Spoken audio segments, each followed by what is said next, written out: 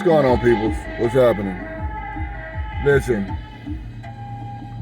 I'm doing basing, Amazon basing. You know, I've done this a couple of times. It's just a great cigar. You know what I'm saying? You know, look out for some things that are coming out. Probably about 30, 45 days I should have, well no, probably about 45 days I should have my line out. So look out for that, you know what I'm saying? So, got some of those things going. I want to talk about some funny stuff. I mean, I know that everybody might not be, you know, hip hop or, you know, rap or whatever the situation may be. But I gotta talk about the second response to the Kendrick album, to the Kendrick diss from Drake.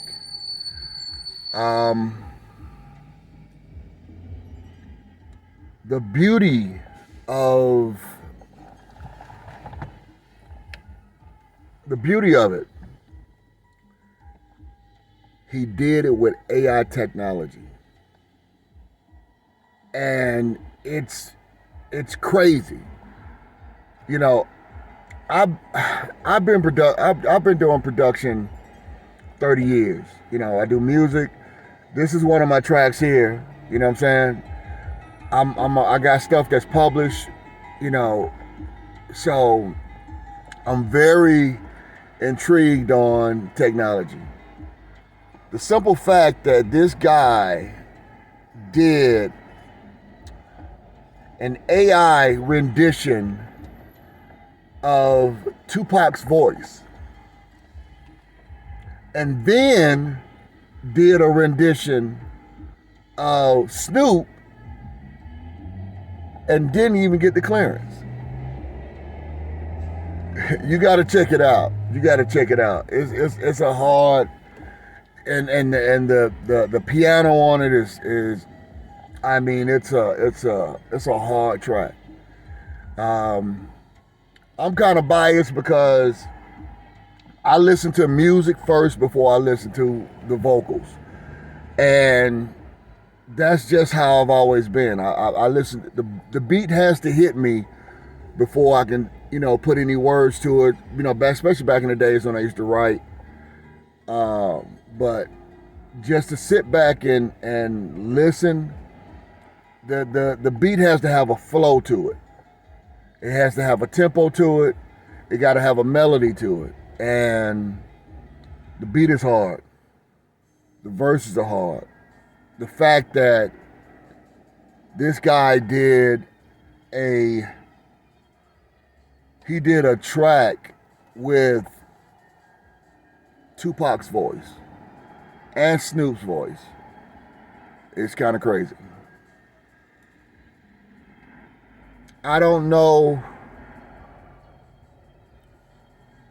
how it's going to affect, because over the past month or so, it's a lot of dissing records that are coming out. And we don't need to see any more. I mean, we can do the battle type of situation back and forth. It's just that when it gets to be personal, it's when it becomes an issue and a problem and concern, because we've lost too many soldiers out here as it is. We're losing people on a day-to-day basis listening to this type of thing and trying to live their life thinking that, okay, this is how it's supposed to be. When the reality of it is that a lot of these guys don't live their life. And if they got X amount of dollars, the reality of it is that they're not living like the average guy that's in the hood. You know, they don't have the same type of problems that the guy in the hood has. You know, because you elevated yourself financially. I don't care if you get out here and you're doing tours and you make a couple $100,000. Your lifestyle is not like guys that are out here struggling, guys that are out here trying to get it. So let's be realistic with that. You know, I come from a musical background. My grandfather played piano. My aunt has her doctorate in music. Uncles that play guitar. I mean, you know, bunch of my family members, especially on my mother's side, are very vocally enhanced and they can sing. So I've been around music a long time. My mom she's been in radio for over 50 years. And so it's in my blood, it's in my DNA. And I listen to a lot of different genres of music. I listen to pop, old European rock, you know, Midnight Oil, Duran Duran, Eurythmics. You know, that's when I was coming up. Prince was a big part of my rotation. And what drew me to him was the simple fact that this guy can play so many different instruments. And that's amazing to me. The fact that you can not only tell somebody what to do, but you can show them by playing it on their instrument. You know, so I was, you know, that was a crazy situation. I got to give credit to a lot of guys that, and I might get some flack on these, you know what I'm saying? But Mr. Kelly, Mr. R. Kelly, let me say this to you. The guy is a musical genius. The majority of your musical geniuses are very unique, you know, in regards to their mind, how they do things, how they simplify things, how they work around things. Very, very unique. But you got to give credit to what credit is due. These guys come out and they do hell of a production. Kanye is another guy that is awesome when it comes to production. Who else? Oh, you got to give it up to Rico. You know, rest in peace, my man. You know, back in the day, I used to manage an artist that was, you know, tied in with a lot of those cats, man. And listen, Rico was a phenomenal producer. Him, Sleepy, and my other man that was with Organized. I mean, listen, talent is talent. And you can't take stuff away from the guys that are very talented. And what we're seeing right now is we're seeing a resurgence of the hip hop going back and forth, because what it's doing is bringing back that battle. Okay, I got you. Let's see what you know, and it's taking all that. The way the rap was going, hip hop was going, it was going a lot about guys simping. It was going about what guys can you know, what they got, how they can buy this and buy that, and understand that a high quality or high value person is not related or based solely based upon your financial situation. It's about your integrity. It's about your character. It's about you as a person, how you handle people, how you deal with people. Those are the things that makes you of value. Value goes a lot more than just financial. Value goes to how you respond, how you react, how you raise your children, how you are looked at. If you a no count person, you're gonna be no count person regardless if you got money. It's just gonna bring it more out. So we have to make sure that we're humble. We have to make sure that we are in positions to the point where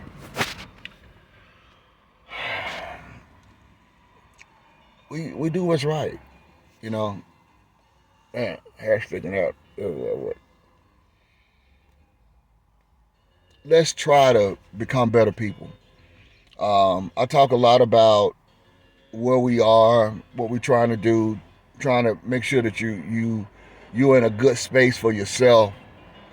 If you need therapy, seek therapy. If you need healing, ask your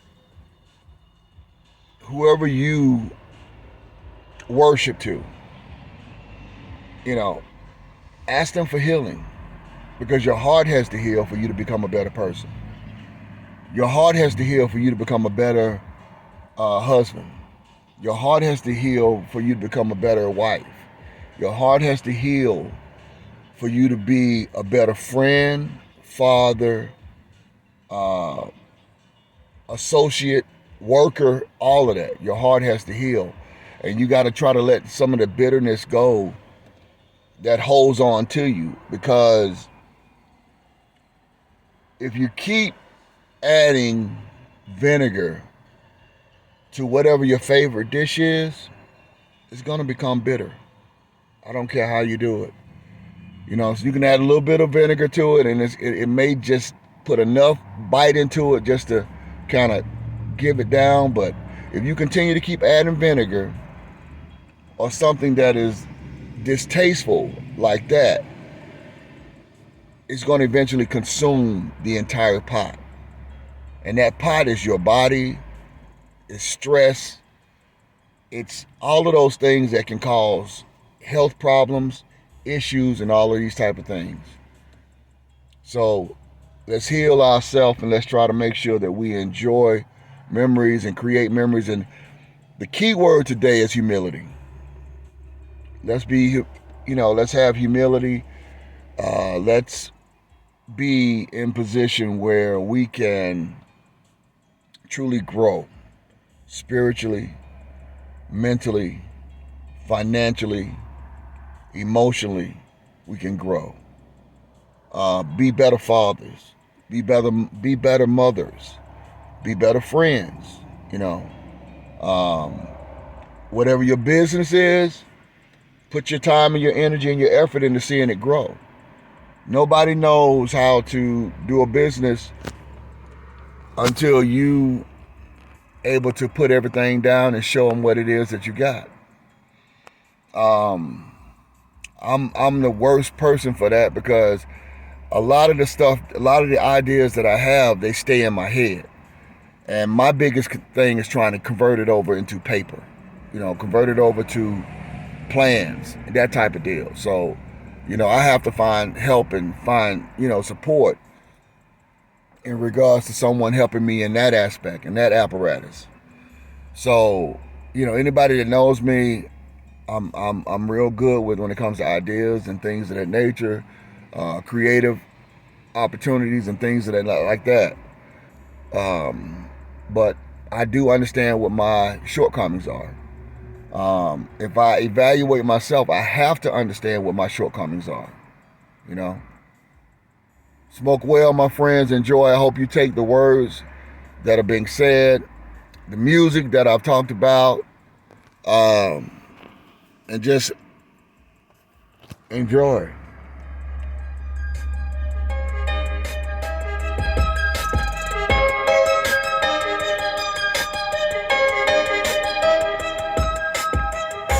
That's mine. That's mine.